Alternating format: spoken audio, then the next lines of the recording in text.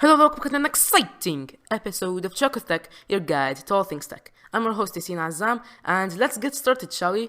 First things first, we might have a new innovation in phones in general. What do I mean by that? Well, Empyrean just posted a tweet saying that their new phone, called the Nebulous, is going to have Windows 10 on ARM and it will still run Android apps.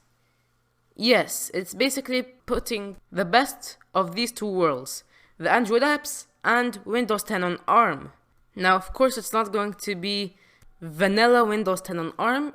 Empyrean's going to have its own skin on it, and it's going to have an overclocked Snapdragon 845 processor, which isn't the worst, but it's neither the best.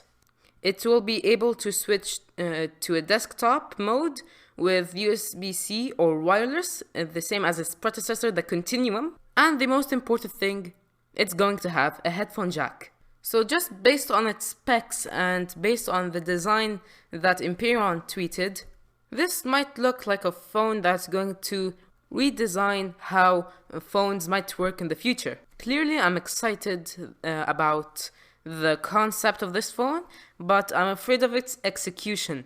I mean, we all know that Windows on phones, the last time they tried this, wasn't very successful. Everyone kept sticking to either iOS or Android. So it's going to be hard for them to convince people to go back to Windows. So a couple of days ago, Microsoft launched an emulator for their new OS Windows 10 X, which is supposed to be for dual screen devices like the Surface Neo and Duo. Days later, a man called Steve Troughton-Smith actually installed the new emulator, but after, of course, tweaking it a little bit so it can actually run. He actually used the OS on Microsoft Surface Go. That's really impressive. He didn't give us the entire guide of how to actually do such a thing, but he did give us a start. First, you have to inject video, Wi-Fi, and touch drivers into the OS image, and then you're going to need an EFL shell if you want to get into Windows 10X and out of it. So clearly, just from the start, it's a very hard task. Congrats to Steve on doing this weird project, and now he has a Surface Go that is split in half. Next up, we have several reports saying that AMD's graphics card, the RX 5700 series, is overheating and overheating badly. So then Asus went ahead and tried to investigate a solution for this problem, when it found that if you actually added pressure to the heatsink, that would actually cool the GPUs down. Normally, AMD recommends a force of 30 to 40 psi for the mounting pressure, but Asus actually recommends 50 to 60 psi. Apparently, increasing the pressure will decrease the temperature of the GPU. The good news is you don't have to buy a new graphics card to get the fix. You can just contact an Asus customer service center and you get a free upgrade starting next month. But Asus does warn users not to try to repair the GPUs themselves, as it may break or ruin the entire computer. Now to get to a weird headline, most of Samsung Galaxy users just got a really weird notification and people are starting to get worried. So this is actually something that happened to me personally. I was scrolling through my phone and then there was this weird notification from Find My Mobile 1. Then I clicked on it and it just disappeared. Nothing happened. And I was just so confused. I mean, what was the meaning of this notification and why did it exist in the first place? That was one of my first thoughts. Minutes later, I hear everyone talking about this notification and how it's a signal that your phone has been hacked or something is wrong with the phone or it's going to blow up or something. No, don't worry, it's just it's just a number. It's just one. There's nothing wrong with your phone at all, and hopefully there's nothing that will happen. A Samsung spokesperson said this. The notification was inadvertently sent to a limited number of Galaxy devices. We can assure our users that this notification does not affect their devices in any way. We sincerely apologize to our customers for the inconvenience this may have caused and will ensure that a similar incident doesn't occur in the future. But still, we don't know why or what made this notification be released to us Galaxy users. So Samsung Help UK and Twitter responded that it was just an internal test and was unintentionally sent to limited Galaxy users. Okay, I'm glad that there's nothing wrong with my phone. I'm glad that there's nothing wrong with anybody else's phone, but I'm not glad that this problem existed in the first place. I mean, lots of people were worried, and all of that was just for one. I mean, if they didn't send that in the first place, we'd all be not worrying. If you too had gotten this notification, it's fine, nothing happened. And if you didn't get it, then also it's fine, nothing happened. Do you remember the scene from Thor Ragnarok where Thor can just make electricity or lightning out of nothing? Well, we're really close to doing the same thing. Okay, you're going to need to focus a little bit because this is going to be a long topic.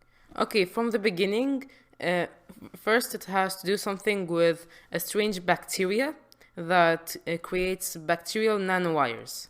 These bacterial nanowires conduct electricity. So for a long time, both researchers and scientists wanted to figure out a way where they could use that nanowire to actually make electricity. And now that's possible with a device called airgen. And no, I'm not exaggerating. Yes, this is true. We can actually create electricity out of thin air. Okay, how does it work? Well, the airgen has a film which is covered with the protein nanowires, around 7 micrometers thick, and it's in between 2 electrodes. All of that is exposed to the air. Because that they are exposed, the film is actually able to absorb water vapor or a moisture gradient in the air, we're not really sure, in the atmosphere, which actually makes the device generate a continuous electrical current between the 2 electrodes. So right now, a single airgen device can produce a constant voltage of around 0.5 volts, which isn't a lot, but you can put more devices closer to each other, and that would make the voltage higher, possibly high enough to charge a phone or a tablet. So in the near future, expect your phone to keep charging even in the Sahara Desert. Yes, it can work in really dry land.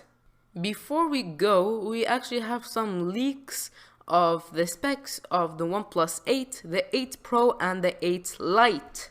Till now, we're not really sure when OnePlus is going to announce these 3 phones, but there are leaks for how they're going to perform. But warning, take this with a grain of salt. They're not confirmed. And here we go. Let's start with the regular 8. It's rumored to have a 6.55-inch AMOLED display with a Full HD+, a 90 Hz refresh rate, a Snapdragon 865 processor, up to 12 gigs of RAM, 128 or 256 gigs of UFS 3.0 storage, a 48 megapixel main camera on the back, a 16 megapixel wide angle on the back, and a 2 megapixel depth sensor on the back, a 32 megapixel front camera, and a 4000 mAh battery with Warp Charge 30T. Remember, this is rumored only. Now let's go to the 8 Pro. It's rumored to have a 6.5-inch AMOLED Quad HD display with 120 Hz refresh rate, a Snapdragon 865, 8 or 12 gigs of RAM, 128 or 256 gigs of UFS 3.0 storage, 3 cameras on the back, a 60 megapixel main camera, 16 megapixel ultra wide angle, a 30 megapixel telephoto, and a 3D time of flight sensor. On the front we have a 32 megapixel front camera, and a battery of 4500 mAh with a 50-watt charging brick in the box. Now let's go to the OnePlus 8 Lite. We'll have a 6.4-inch AMOLED Full HD Plus display with a 90Hz refresh rate, a MediaTek Dimensity 1000 processor, 8GB of RAM, 128 to 256 gigs of UFS range, so 3.0 storage, 3 cameras on the back, a 48 megapixel camera, a 60 megapixel ultra-wide, and a 2 megapixel depth sensor, a 60 megapixel selfie camera, and a 4000 mAh battery with Warp Charge 30T. Again, don't believe everything I just said in there. These are just leaks and reports. They're not really confirmed until sometime this spring. And with that, we end this week's summary of everything that happened. Thank you guys so much for listening to this episode. I hope you enjoyed. Please check out my other episodes in the podcast, and don't be afraid to leave a review on Apple Podcasts. As always, this is Yasin Azam signing out. See you next weekend.